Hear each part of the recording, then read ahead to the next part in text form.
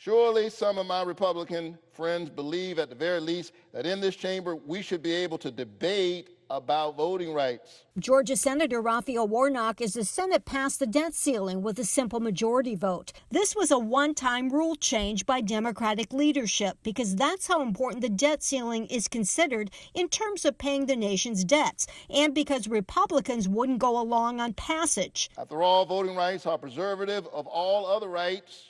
But Warnock says getting the John Lewis Voting Rights Act to at least be debated should be as important as the debt ceiling. He says the argument that voting rights should be bipartisan is a good one, but should it hold up debate? But here's the thing we must remember.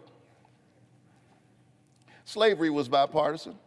Jim Crow segregation was bipartisan. The refusal of women's suffrage was bipartisan. The denial of the basic dignity of members of the LGBTQ community has long been bipartisan. So when colleagues in this chamber talk to me about bipartisanship, which I believe in, I just have to ask, at whose expense? Warnock's argument comes after many red states, including Georgia, have passed new election laws this year. A new Texas law is already being investigated by the Justice Department. Supporters say these laws are designed to ensure voter integrity and that federal legislation is not needed.